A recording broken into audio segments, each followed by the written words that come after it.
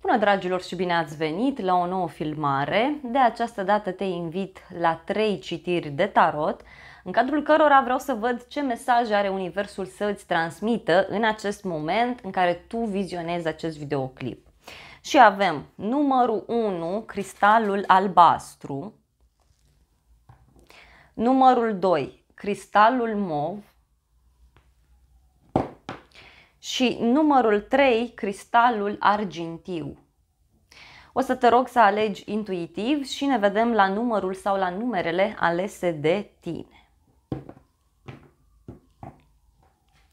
Bine ați revenit, dragii mei, cei care ați ales cristalul albastru. Haideți să vedem ce urmează și ce mesaje are tarotul, în primul rând, să îți transmită în acest moment. Hai să vedem. Despre ce este vorba, vreau să aflu. Wow! Te văd aici destul de îngrijorat, te văd destul de stresat în legătură cu o anumită problemă. Văd că îți faci tot felul de gânduri în legătură cu o situație în care te afli. Unii poate chiar sunteți îngrijorați de o nouă etapă care s-a deschis în viața voastră. V-aș recomanda aici să încercați să aveți foarte mare atenție la somn. Deci atenție cum dormiți, pentru că e posibil să aveți coșmaruri, sau e posibil să nu vă odihniți cum trebuie și din acest motiv să apară și această senzație. E un stres legat de poziția pe care o aveți. Parcă, nu știu, te stresezi și spui, bun, dar sunt în poziția asta, trebuie mereu să strălucesc, trebuie mereu să știu ceea ce fac. Pentru alții e vorba de un stres legat de un proiect pe care îl ai, nu știu. E ceva, uite, care te ajută, e vorba de un nou început, de o perioadă din viața ta, de o nebunie totală care se întâmplă și nu prea știi cum să reacționezi, da? Nu prea știi ce să faci. Hai să vedem.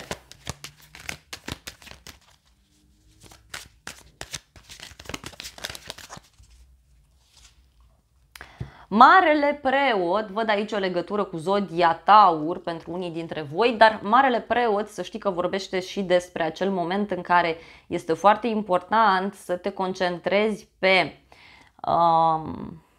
principiile tale de viață. Văd aici că ești puțin stresat legat de o căsătorie, legat de un contract, de un parteneriat.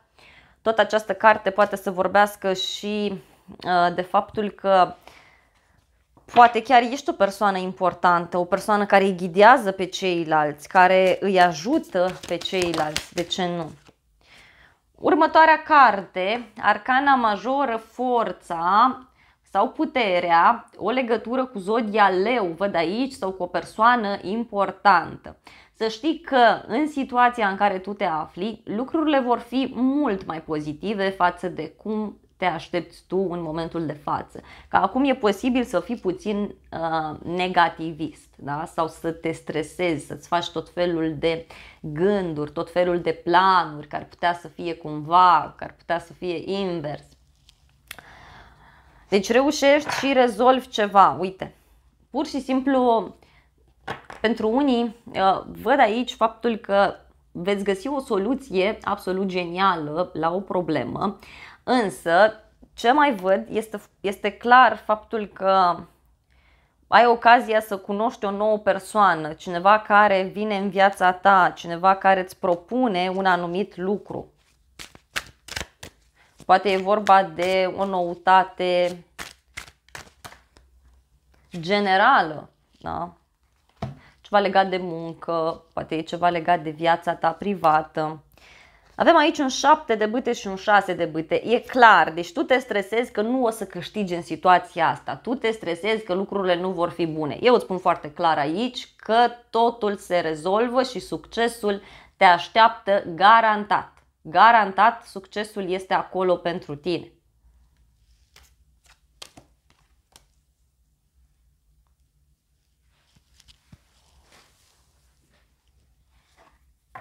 Foarte puternic văd aici o legătură cu zodii de foc. Leu, berbec, săgetător. Pur și simplu apare o nouă viață. Această carte vorbește despre o nouă casă, despre un nou loc de muncă, despre un cadou pe care îl primești, dar și despre un mod nou în care tu alegi să abordezi o anumită situație. Foarte interesant, dragilor, acestea au fost previziunile pentru cei de la numărul 1. Eu vă mulțumesc pentru atenție. Nu uitați să vă abonați canalului, să apăsați clopoțelul, apăsați și butonul de like, funcții gratuite pentru toți și de asemenea te invit cu drag la încă un alt număr sau la o altă citire dacă tu vrei să mai vizionezi. Îți doresc să ai parte de o zi sau de o seară cât mai frumoasă.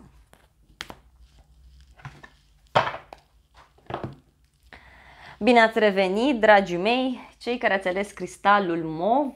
Haideți să vedem ce mesaj avem pentru voi. Ce se întâmplă? Ce trebuie să știi tu în acest moment în care ai intrat pe acest videoclip? Vreau să văd ce ți se transmite.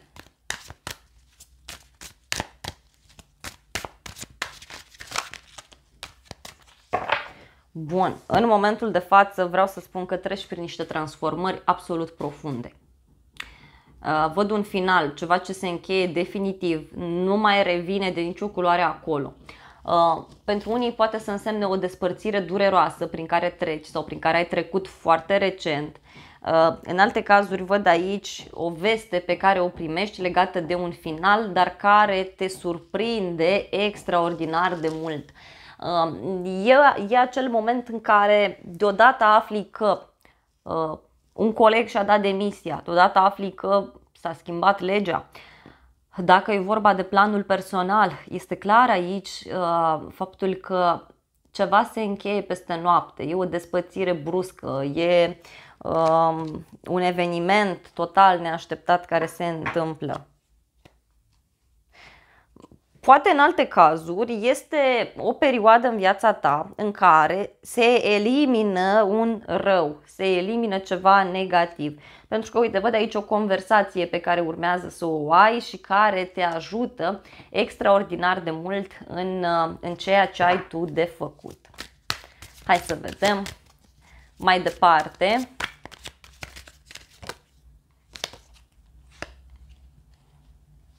În următoarea perioadă, văd aici că urmează să studiezi ceva anume. Poate vrei să studiezi mai bine o persoană, o situație, însă tot această carte de aici vorbește despre acel moment în care ești foarte concentrat la toate detaliile. Alții pur și simplu simt aici că treci printr-o perioadă în care ți se schimbă total principiile de viață, modul de a aborda lucrurile și parcă întinerești, da? Parcă ceilalți îți și spun faptul că te comporți ceva mai adolescentin, îți spun faptul că te comporți puțin cam ciudat. Urmează să faci niște studii sau urmează să faci niște cursuri, să afli ceva care să știi că îți vor schimba viața. Avem aici Marele Preot, o legătură cu zodia Taur și ceva legat de zodia Leu, cu forța. Simt aici să-ți spun că ori urmează să devii șef, ori urmează să avansezi. Pe de altă parte, dacă e vorba de o relație, văd faptul că ori tu, ori cealaltă persoană se interesează foarte mult despre cum anume să rezolve ceva important legat de o relație de lungă durată, ceva legat de niște acte în egală măsură. Un profesor, un mentor, o persoană importantă văd aici în jurul tău.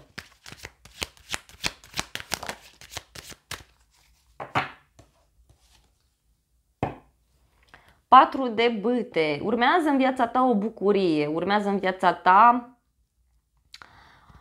un eveniment important, un eveniment frumos. Și tot acest 4 de bâte, să știi că vorbește despre o petrecere la care poți merge.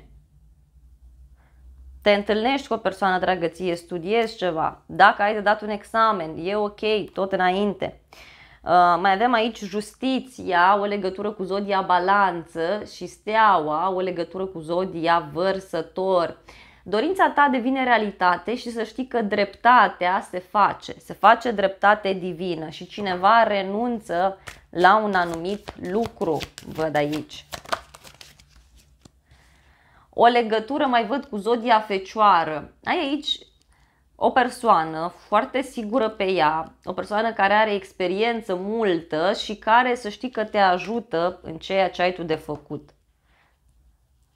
Parcă ori devii tu specialist pe un anumit domeniu, ori dacă e vorba de o relație, văd că aceasta devine mai matură, devine mai frumoasă, devine mai bună față de cum a fost până acum.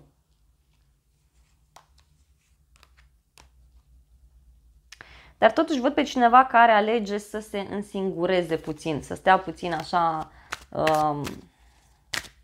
el cu el. Poate e vorba de tine, că alegi să stai mai mult cu propria ta persoană pentru a-ți rezolva anumite probleme destul de importante.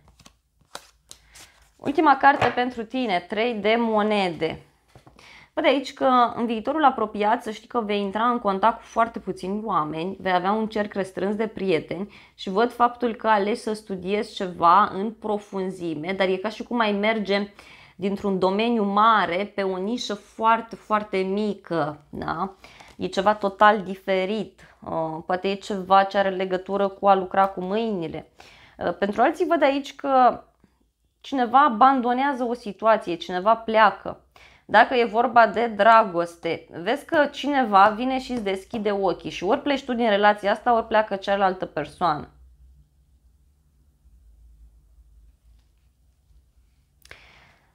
Dacă ești într-o relație cu cineva, vezi că acest bărbat sau această femeie încă mai suferă după cineva din trecut. Și așa, acest aspect e posibil să vă influențeze puțin relația în viitorul apropiat. Da?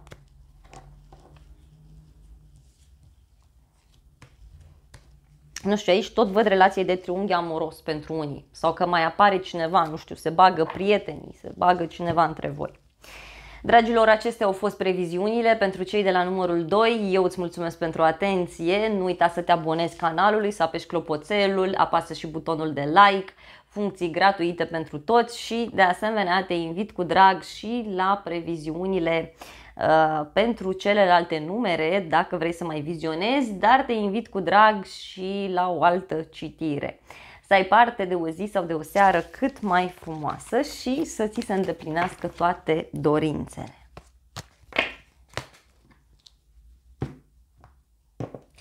Bine ați revenit, dragii mei, cei care ați ales cristalul gri, argintiu. Nu știu de ce și la început și acum era să-l scap din mână. Cred că sunteți persoane destul de valoroase, da? Sunteți persoane care atunci când ajungeți în viața cuiva, chiar vă faceți simțită prezența din plin. Hai să vedem ce mesaj are tarotul să îți transmită în acest moment în care tu vizionezi acest videoclip. Vreau să văd.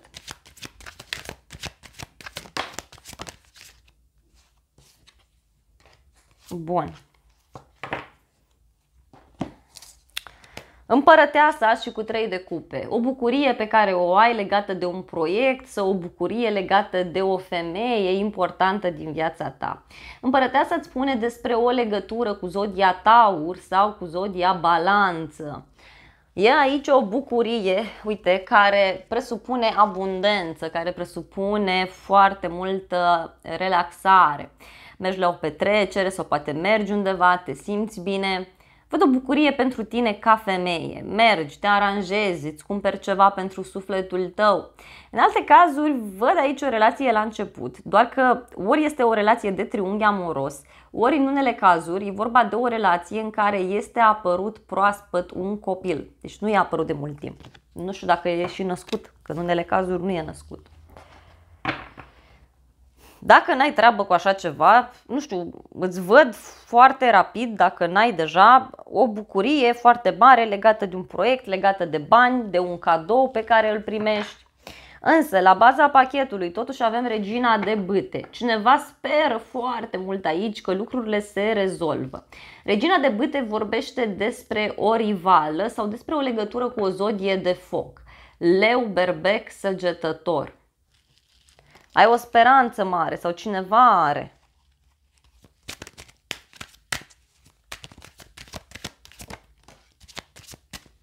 Următoarea carte, Regina de cupe, O legătură mai văd aici cu o zodie de apă, Rac, Scorpion, Pești, însă această carte îți vorbește și despre faptul că în următoarea perioadă urmează să ai o legătură foarte frumoasă cu zona medicală, cu zona vindecării, cu zona spirituală în general vorbind și chiar ți-aș recomanda aici să acorzi o mai mare atenție viselor, să acorzi o mai mare atenție sincronicităților care se petrec în jurul tău. La bază, regele de cupe, wow! E vorba de un suflet pereche aici, e clar, și această combinație, să știți că vorbește despre două persoane care sunt suflet în suflet, inimă în inimă și care, indiferent de ceea ce vor face în viața asta, oricum împreună vor rămâne, dacă nu fizic, măcar cu gândul unul la altul cu siguranță rămân. Hai să vedem mai departe. Parcă e un rival, da? Parcă văd doi bărbați și o femeie, da? Bărbatul, unul dintre bărbați e mai ciudos din fire, e mai răutăcios. S-a întors o carte și vreau să o iau, vreau să văd despre ce e vorba. 8 de monede. Uite, ai parte de o reușită foarte frumoasă legată de un proiect pe care tu l-ai în desfășurare. În egală măsură, urmează o perioadă în care parcă vrei să vindeci un anumit lucru, vrei să rezolvi ceva important. Sunt niște lucruri lăsate în urmă legate de niște studii pentru unii dintre voi.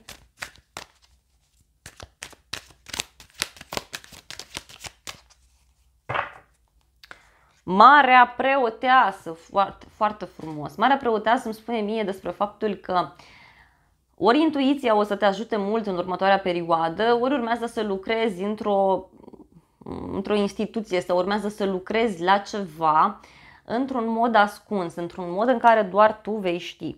Mai văd aici o legătură cu o persoană care studiază la nivel înalt, este o persoană căreia nu îi place foarte mult să iasă în evidență, cineva care stă acolo deoparte. Și văd aici că poți avea o legătură și cu zodia balanță. Poate cineva lucrează la o anumită problemă prin spatele tău, adică nu o să-ți spună.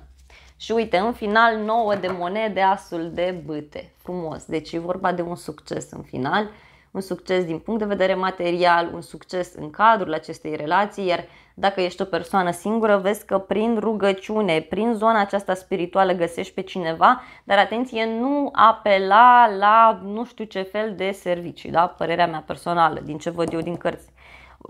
Mai bine mergi pe zona aceasta de meditație, de a te vindeca pe tine, de a trage sufletul pereche, prin ideea aceasta de a te vindeca, de a-ți rezolva problemele. Da? Mai bine mergi pe așa ceva că e mai sănătos. Din ce văd eu din cărți, acum fiecare face ce vrea. Iar pentru cei care ați întrebat de muncă, urmează ceva în secret, femeile te vor ajuta sau vei lucra aici la nivel înalt, ușor, ușor și până la urmă vine câștigul, ori vin banii, ori vine aprecierea, depinde de fiecare, da? Și uite, apare un nou început, un nou mod de a acționa, însă vezi că toată această poveste vine cu sacrificii, sacrificii care țin de o femeie sau sacrificii care țin de a-ți schimba viața, da? A lăsa în urmă ce nu te mai ajută. Dragilor, acestea au fost previziunile pentru cei de la numărul 3. Eu îți mulțumesc pentru atenție. Nu uita să te abonezi, să apeși clopoțelul, apasă și butonul de like, funcții gratuite pentru toți și de asemenea te invit cu drag și la o altă citire sau la un alt număr dacă tu vrei să mai vizionezi. Îți doresc să ai parte de o zi sau de o seară cât mai frumoasă. Dragilor, acestea au fost previziunile pentru toată lumea, eu vă mulțumesc pentru atenție și vă doresc să aveți parte de o zi sau de o seară cât mai frumoasă.